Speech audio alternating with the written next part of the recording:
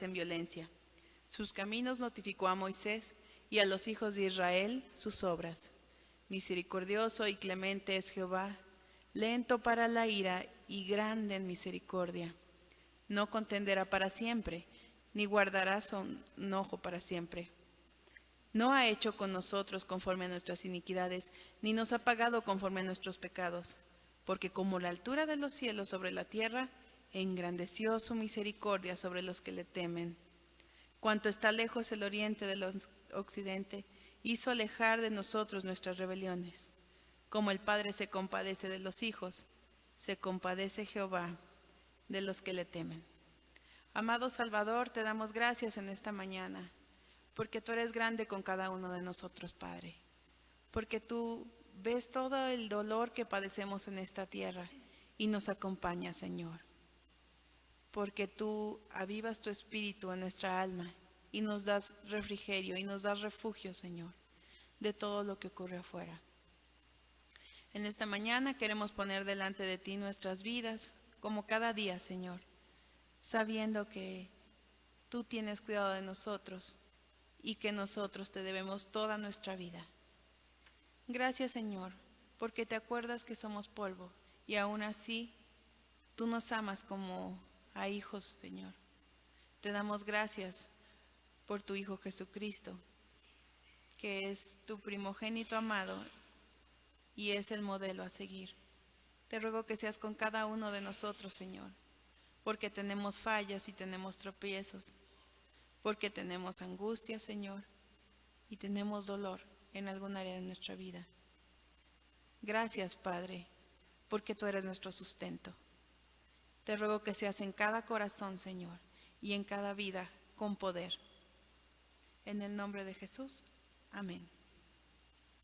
Vamos a alabar al Señor a través de la música.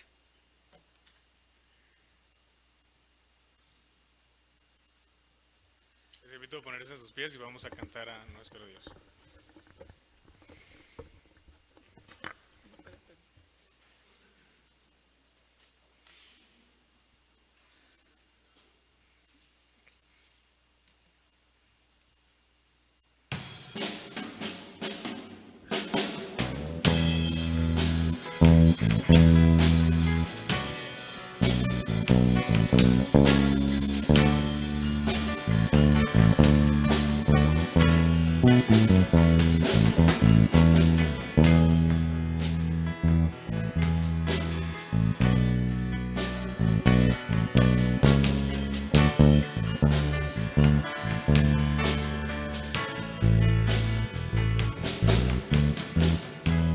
Digno es el Cordero Santo, Santo, Santo es Él.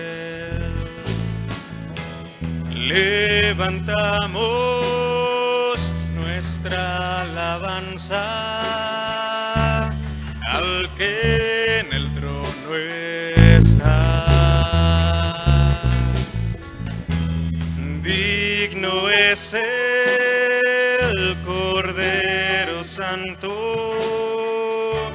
Santo, Santo es Él. Levantamos nuestra alabanza al que en el trono está. Santo, Santo, Santo, Dios Todopoderoso, ¿quién fue, quién es, quién vendrá? La creación hoy canta y damos gloria a Él. Tú eres digno por siempre y siempre.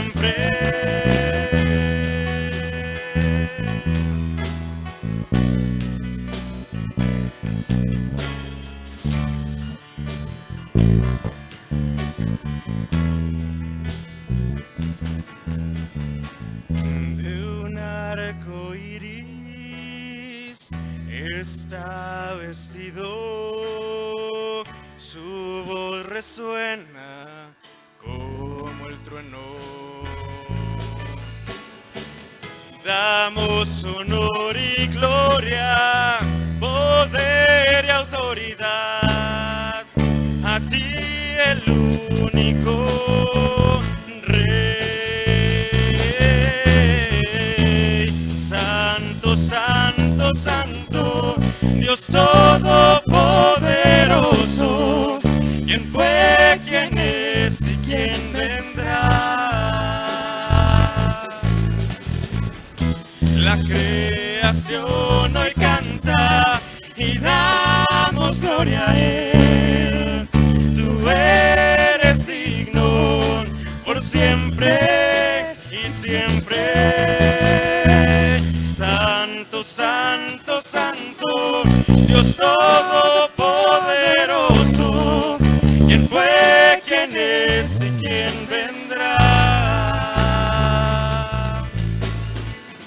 La creación hoy canta y damos gloria a Él.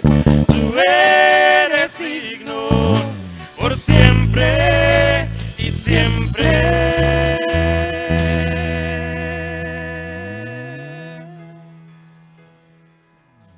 Jehová en Sión es grande y exaltado sobre todos los pueblos. Alaben tu nombre, grande y temible. Santo es Él.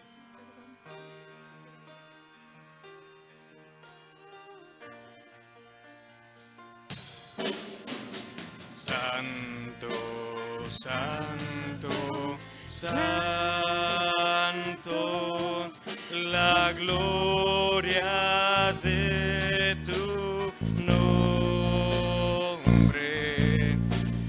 Vemos en los cielos, el cielo, tierra y mar. Santo, santo, santo, te adora todo hombre. Dios en tres personas, bendita Trinidad. Dios en tres personas, bendita Trinidad.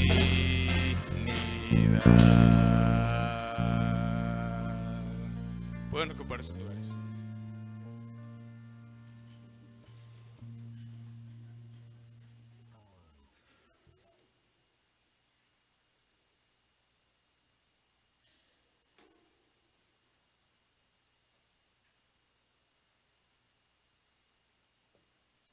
Hermanos, les invito a que abran sus Biblias en Primera de Samuel 1:1.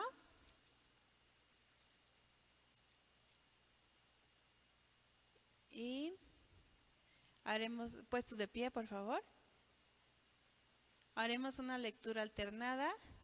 Yo voy a ir leyendo el texto, pero vamos los nones a mi derecha y los pares leyendo los de mi lado izquierdo. Muy bien. Dice así, Samuel 1:1, vamos a leer hasta el 20. Dice, hubo un varón de Ramataim de Sofim, del monte de Efraín, que se llamaba Elcana, hijo de Jeroam, hijo de Liu, hijo de Tohu, hijo de Suf, Efrateo. Y tenía él 2 mujeres. El nombre de una era Ana y el de la otra Penina. Y Penina tenía hijos, mas Ana no los tenía. Y todos los años aquel varón subía de su ciudad para adorar y para ofrecer sacrificios a Jehová de los ejércitos en Silo, donde estaban 2 hijos de Elí, Ofni y Fines, sacerdotes de Jehová. Y cuando llegaba el día en que Elcana ofrecía su sacrificio, daba a Penina su mujer, a todos sus hijos y a todas sus hijas, a cada uno su parte. Pero Ana daba una parte escogida, porque amaba a Ana, aunque Jehová no le había concedido tener hijos. Y su rival la irritaba, enojándola y entristeciéndola, porque Jehová no le había concedido tener hijos. Así hacía cada año, cuando subía a la casa de Jehová, la irritaba así, por lo cual Ana lloraba y no comía. Y Elcana su marido le dijo: Ana, ¿por qué lloras? ¿Por qué no comes? ¿Y por qué está afligido tu corazón? ¿No soy yo mejor que 10 hijos? Y se levantó Ana después que hubo comido y bebido en Silo, y mientras el sacerdote Elí estaba sentado en una silla junto a un pilar del templo de Jehová, ella con amargura de alma oró a Jehová y lloró abundantemente. E hizo voto, diciendo: Jehová de los ejércitos, si te dignares a mirar la aflicción de tu sierva, y te acordares de mí, y no te olvidares de tu sierva, sino que dieres a tu sierva un hijo varón, yo lo dedicaré a Jehová todos los días de su vida, y no pasará navaja sobre su cabeza. Mientras ella oraba largamente delante de Jehová, él estaba observando la boca de ella. Pero Ana hablaba de su corazón y solamente se movían sus labios y su voz no se oía, y Elí la tuvo por ebria. Entonces le dijo Elí: ¿Hasta cuándo estarás ebria? Digiere tu vino. Y Ana le respondió diciendo: No, Señor mío, yo soy una mujer atribulada de espíritu. No he bebido vino ni sidra, sino que he derramado mi alma delante de Jehová. No tengas a tu sierva por una mujer impía, porque por la magnitud de mis congojas y de mi aflicción he hablado hasta ahora. Elí respondió y dijo: Ve en paz, y el Dios de Israel te otorgue la petición que le has hecho. Y ella dijo: Halle tu sierva gracia delante de tus ojos. Y se fue la mujer por su camino, y comió, y no estuvo más triste. Y levantándose de mañana, adoraron delante de Jehová, y volvieron y fueron a su casa en Ramá. Y Elcana se llegó a Ana su mujer, y Jehová se acordó de ella. Aconteció que al cumplirse el tiempo, después de haber concebido Ana, dio a luz un hijo, y le puso por nombre Samuel, diciendo: por cuanto lo pedía Jehová. Dios bendiga su palabra. Vamos a dar paso al hermano Misael, quien nos trae la reflexión de hoy.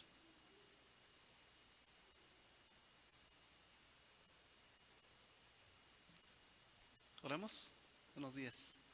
Padre, en Jesús, nuestro precioso Salvador, te agradecemos este momento, Señor, para alabar tu nombre, para reflexionar en lo que tú puedes enseñarnos a través de esta palabra preciosa, Señor, pero también en lo que puedes enseñarnos durante el día. Nos recuerdas en estas oportunidades, Señor, que tú vives y podemos acercarnos a ti en todo tiempo. Gracias porque estamos delante de ti, porque podemos acceder a tu presencia, al trono de tu gracia, Señor, y reconocerte como el Dios creador, el Dios todopoderoso, en el nombre de Jesús. Amén. Tome sus lugares, por favor.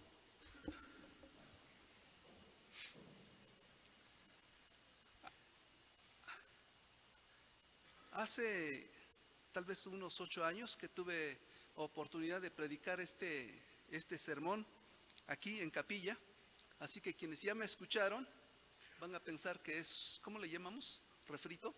No precisamente. Esta es una versión revisada y aumentada, así que vamos a escuchar. Para mí mismo se constituye así. Y pensando precisamente en la oración, porque creo que es aparte de una gran necesidad que nosotros tenemos para acercarnos a Dios, es un enorme privilegio, un infinito privilegio, el que podamos acercarnos a Dios en la oración. Miren, en la vida nosotros tenemos experiencias muy diversas. La vida de hecho es multicolor, ¿no es cierto? Si nosotros viéramos la vida sobre un plano de colores, veríamos no solamente blanco y negro o verde y rojo, colores bien definidos, sino que veríamos un enorme tapiz pues, de colores muy diversos, donde incluso los cambios no serían tan bruscos, sino que sería una especie así como de cambios matizados, sutiles, lentos, graduales. La vida es así, de forma tal que experimentamos una cantidad enorme de vivencias en nuestra existencia. Pero el asunto es cómo vivimos nosotros esas experiencias, cómo vivimos esa vida multicolor. En ocasiones, fíjense que nosotros como cristianos no nos acercamos a Dios. Algunas de estas experiencias, algunas de estas vivencias o circunstancias de la vida, no importa si son buenas o son malas, a veces nos van a tentar a no orar. ¿Por qué les digo que sin importar de si son buenas o malas? Encontramos, por ejemplo, en las Escrituras, que cuando la gente pasaba por experiencias bastante duras, de frustración, de amargura, de tristeza, en crisis tremendas, entonces la gente se acerca a Dios. Pero tenemos otras donde en medio del sufrimiento, en medio de la abundancia más bien, es cuando más se acerca a Dios y suceden experiencias en sentido contrario. Es decir, cuando la gente tiene mucho, se aleja de Dios. O cuando la gente está sufriendo, también se aleja de Dios. Por ejemplo, el apóstol Pablo le dice a los tesalonicenses, por ejemplo, que les está escribiendo esa carta porque quería saber cómo se encontraban en medio de la angustia, en medio de la persecución, porque temía que el tentador pudiera ocupar esa circunstancia para que ellos dejaran de confiar en Dios, que su fe se viera afectada.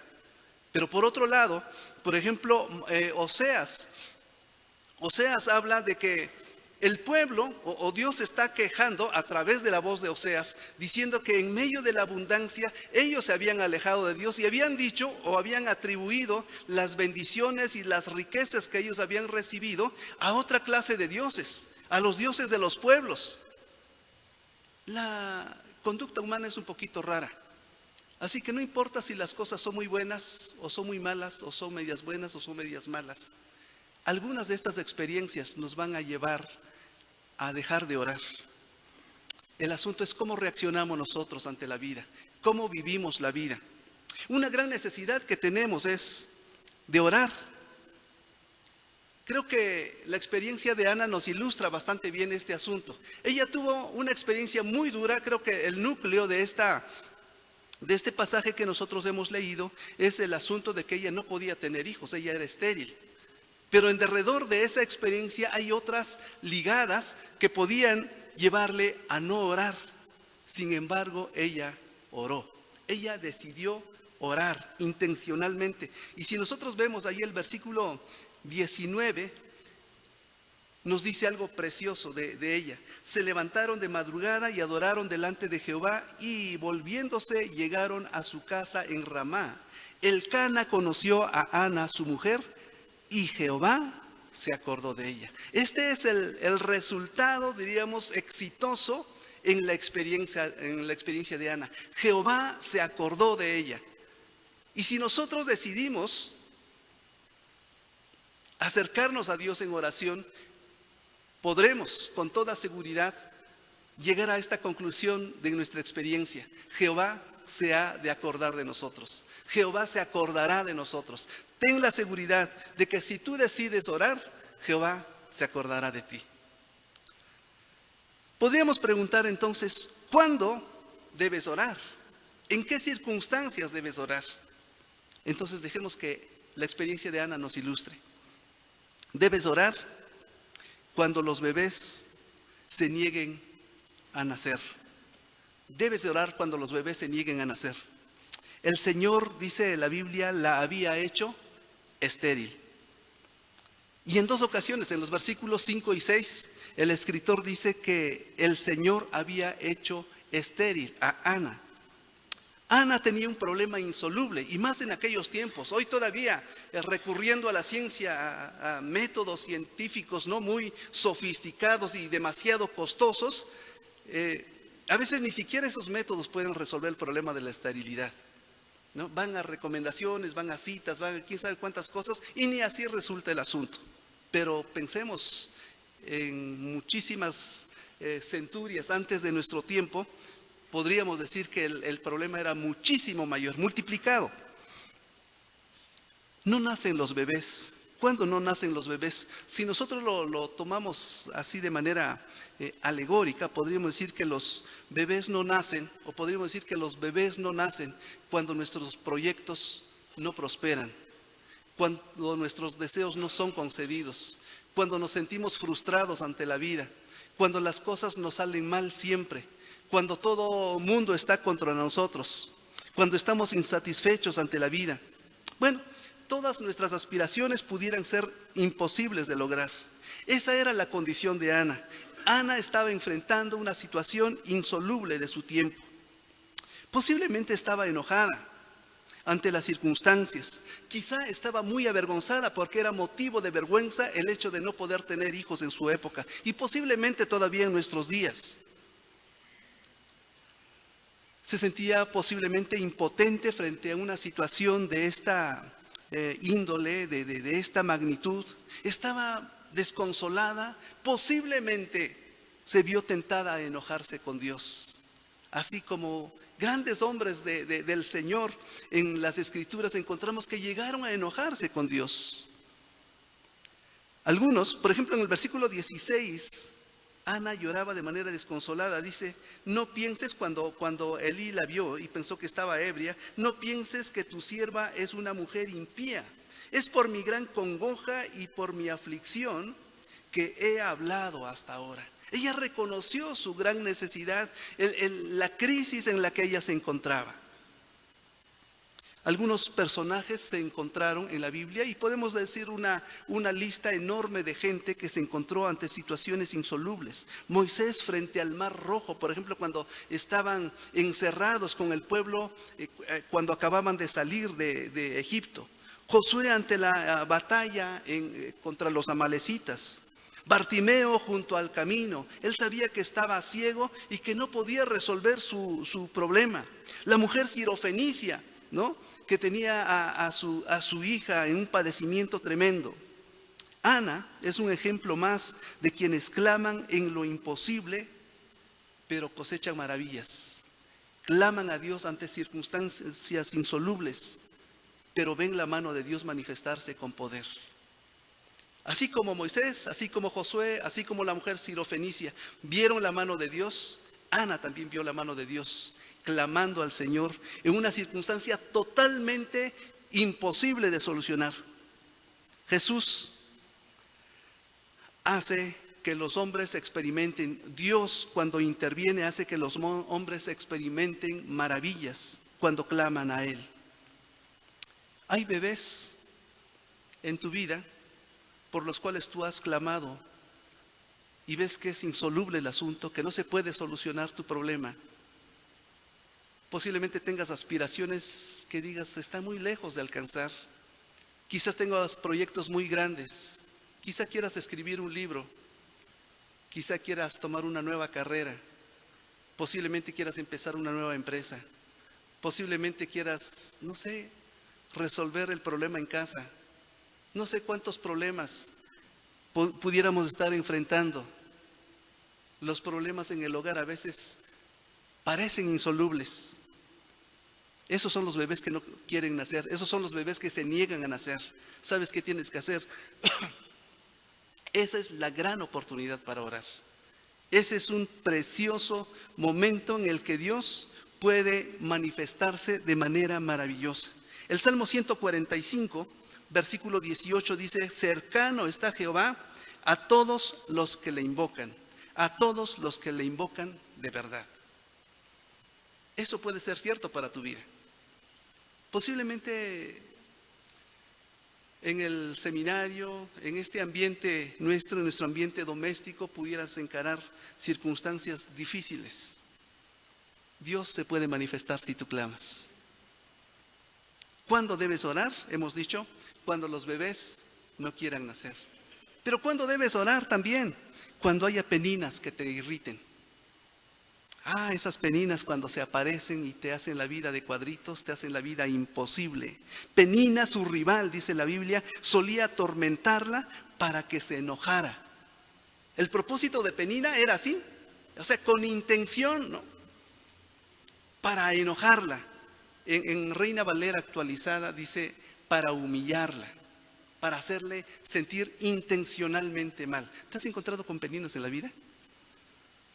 Tu compañero de cuarto, tu compañero de grupo, tu compañero de trabajo, bueno, algún familiar que te hace la vida imposible, que ni quisieras pasar junto a ella, es decir, te hace bullying, ¿no?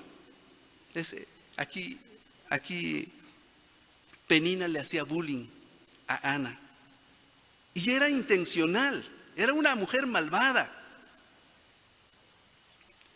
Las relaciones humanas no siempre son fáciles, ustedes lo saben, por experiencia personal. Ana era provocadora, era burlona, era sádica, era malvada, como hemos dicho. Y pudiéramos seguir sumando ahí calificativos para Penina. A veces hay gente así en nuestro camino. Hay gente así en nuestro derredor que le gusta hacernos la vida pesada y a veces nos traen de encargo. ¿Qué haces frente a estas personas? O a veces tú te has convertido en un penino o una penina para otros. ¿Cómo respondió Ana? ¿Cómo has respondido tú? En este pasaje no se habla, fíjense usted, de esta situación, no se habla de una respuesta de Ana para con Penina. Sencillamente lloraba, se deprimía, no comía, pero no le respondió directamente a Penina. Ana encontró un camino mejor y ese camino fue el de la oración. Miren, cuando haya alguien que te quiera hacer la vida de cuadritos, se vale platicar, se vale dialogar y se vale encarar. Y a veces tenemos la responsabilidad de encarar a quien se comporte de esta manera con nosotros. Pero por sobre todas estas cosas nosotros tenemos que orar. Lo que hizo Ana fue orar. Hay que observar que en su oración no había ni siquiera queja. Ella no se quejó con Dios. Solamente le pidió que resolviera su situación, porque estando resuelta su situación, aquellas cosas iban a acabar, incluso las molestias de Penina. Cuando las relaciones son difíciles, tenemos que llevar la causa a Dios. Ve con Dios. Tú necesitas de Dios. Tú y yo necesitamos de Dios cuando surgen las peninas en el camino. ¿Quién sabe cuántos hayan surgido en el camino? Pero acuérdate de esto, que lo mejor es ir a Dios, aunque las circunstancias sean muy difíciles. La mansedumbre, dicen los que saben de esto, es tener consideración por otros, aunque nos hayan lastimado. En eso consiste la mansedumbre. No se trata de atacar. A veces nos vemos tentados a atacar porque tenemos las armas con las cuales responder y con las cuales humillar, ¿verdad? Contraatacamos. Pero la Biblia nos enseña un camino mucho mejor en este caso.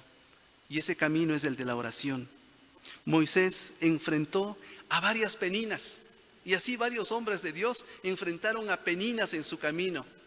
Y ustedes han de recordar cuando Moisés, en lugar de decir, pues sí, entrégame a mí un buen liderazgo, dame una preciosa familia y acaba ya con todo este pueblo, él incluso se arrojó a los pies del Señor diciéndole, si vas a acabar con este pueblo, acaba primero conmigo. Moisés decidió, ¿no?, intencionalmente orar a Dios en medio de esa multitud de peninas que se encontraban ante él. Y creo que nosotros tenemos este mismo camino delante de nosotros. Orar cuando nos encontramos con peninas. Esas peninas preciosas que nos hacen la vida imposible, pero que nos presentan la oportunidad de acercarnos a Dios. Posiblemente es la voz de Dios a través de las peninas para que nos acordemos que hay un Dios que escucha, que bendice, que protege y que nos ama. Así que cuando haya peninas, ora. ¿Cuándo debemos orar? Cuando los bebés no quieran nacer, cuando haya peninas que te irriten, pero cuando haya también elcanas que te compadezcan. Esos elcanas son preciosos. Entonces Elcana, su esposo, le decía: Ana, ¿por qué lloras? ¿Por qué no comes? ¿Por qué estás resentida? ¿Acaso no soy yo para ti mejor que 10 hijos? Miren, Elcana tenía una alta autoestima, porque se sentía mucho mejor, ¿no?, que 10 hijos, y que él solito podía satisfacer todas las necesidades de su esposa. Es posible que la oración sea frecuente e intensa cuando viene la tribulación y la angustia. Como decíamos, a veces cuando la vida es muy dulce, pero también cuando la vida es muy amarga. Cuando hay paz y bonanza, en ocasiones nos olvidamos de Dios y solamente venimos a Él cuando estamos pasando por una crisis profunda en la vida. Por eso los elcanas son deseables, porque los elcanas son dulces. Esos elcanas preciosos que vienen y nos hablan con las palabras más lindas al oído y nos dicen: no te preocupes, las cosas están bien. Nosotros nos sentimos de lo peor, pero los elcanas vienen y nos dicen: estás haciendo bien las cosas. Eres una preciosa persona, tienes un buen corazón, mira qué bien te salen las cosas, qué bonito predicas, qué bien estás llevando la iglesia, está creciendo, tu familia es una familia preciosa. Y la tentación frente a esos momentos, cuando vienen los elcanas a hablarnos con palabras dulces, posiblemente no malintencionadas, sino de todo su corazón. Cuando vienen esas palabras dulces, nosotros nos decimos: es cierto, me siento bien, estoy bien, todas las cosas van bien. ¿Para qué orar entonces? Si con mi experiencia y con los recursos que tengo a la mano y mi carisma, las cosas pueden salir bien. A muchos, cuando los elcanas vienen a nuestra vida, a nuestro encuentro, y nos hablan con sus palabras agradables y dulces, nos dormimos en nuestros laureles y creemos que no hay necesidad de orar. Cuando vienen los elogios y aún las adulaciones, nos vemos ante el peligro de dejar de orar. No dejes de orar, aunque vengan los elcanas preciosos a decirte que estás muy bien, que no hay problema.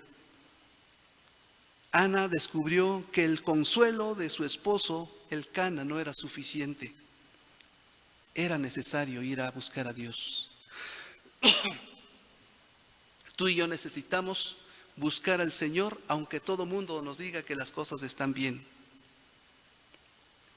Cuando vienen los elcanas, debemos acordarnos que eso no es todo. Todavía hay un Dios a quien descubrir por encima de los elcanas. Si los elcanas nos dicen cosas bonitas, Dios nos dirá cosas mejores todavía. Entonces, ¿cuándo debes orar? Cuando haya elcanas que te compadezcan o que te adulen. ¿Cuándo debes orar finalmente? Cuando haya elís que te malinterpreten. ¿Te has encontrado con elís? Creo que esos elís son hombres muy espirituales, pero hombres espirituales confiados en sí mismos, confiados en su espiritualidad, confiados posiblemente en su poder religioso, confiados en que conocen la Biblia, confiados en que han ido al seminario, confiados en que han pastoreado mucho tiempo, confiados en quién sabe cuantísimos recursos. Por eso los Elí se vuelven un poco arrogantes, o muy arrogantes en muchas ocasiones. Y dice la Biblia aquí en ese versículo 13, Elí pensó que estaba borracha. porque ella fue al altar y solamente movía sus labios y no se escuchaba su voz. Y no sé si había que orar en alta voz, pero Ana no lo hizo así. Y entonces Elí pensó que estaba ebria. En muchas ocasiones somos malinterpretados. Quizá somos interpretados y creo que ahí es cuando nos duele más, nos golpea más, nos simbra más la vida, cuando la gente de quienes esperábamos no recibir críticas y malas interpretaciones, es precisamente de ahí de donde las recibimos. Cuando papá o mamá, o cuando el hermano, o cuando el familiar, o cuando el pastor. Porque nosotros pensábamos que era la persona más madura, era la persona que mejor entendía las cosas, era la persona capaz de comprender las circunstancias por las que pasas. Es más, antes de que tú llegues, ya te etiquetaron, ya te malinterpretaron, ya saben cosas de ti, ya están predispuestas contra ti. Los otros Elí son los presuntuosos, los que piensan que nadie es mejor que ellos y desprecian a todo mundo. Esos son los Elís abiertamente arrogantes. Apenas viene un hermano o una hermana a pedir consejo, a buscar al pastor, ya empezaron a decir: ¿a qué vendrá esta loca? ¿No? ¿A qué vendrá este tonto hoy? Lo único que hace es quitarme el tiempo.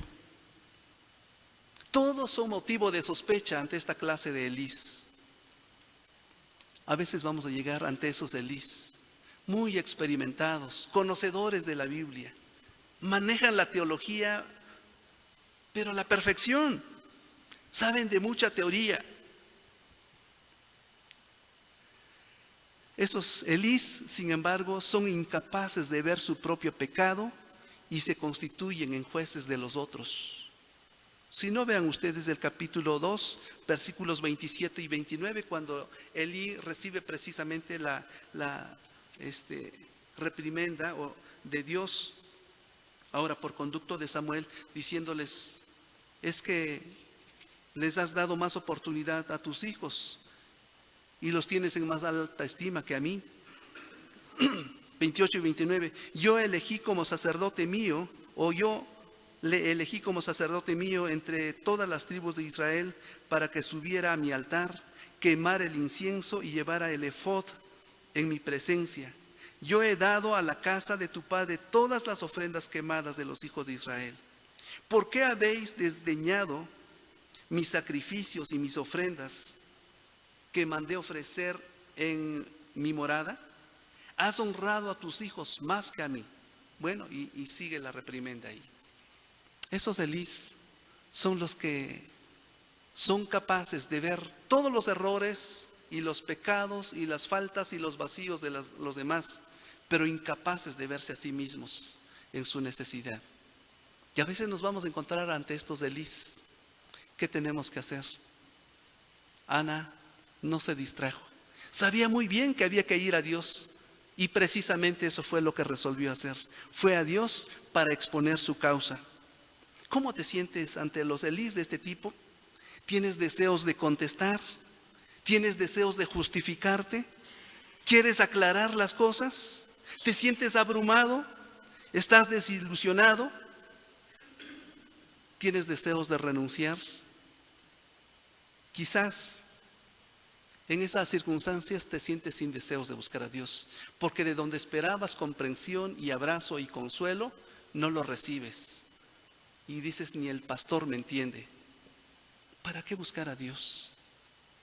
Pero esa es la ocasión para ir a Dios, precisamente, para que busques y te refugies en el Dios que sí te comprende, que sí conoce tu corazón, que conoce tu vida, que conoce tus intenciones, que entiende muy bien tu necesidad y te da conforme a lo que tú necesitas y mucho más de lo que tú necesitas. Quizás no te encuentres con deseos de buscar a Dios, pero debes hacerlo, porque esa es tu oportunidad. ¿Qué hizo Ana? Sencillamente oró y confió profundamente al grado que luego encontramos en este pasaje, que ella comió y bebió y no estuvo más triste. Encontró la paz de Dios en medio de circunstancias así. Hemos dicho entonces, ¿cuándo debes orar? Cuando los bebés no quieran nacer. ¿Cuándo debes orar? Cuando haya peninas que te irriten. ¿Cuándo debes orar? Cuando haya elcanas que te compadezcan. ¿Cuándo debes orar? Cuando haya lis que te malinterpreten. Puede ser que haya pretextos, justificaciones, causas para no orar. Habrá muchas, pero precisamente esas son los motivos y las oportunidades para orar, porque Dios está presto para dar una respuesta especial y maravillosa en esas circunstancias. Que Dios quiera bendecirnos con el deseo de orar sin importar las circunstancias. Gracias.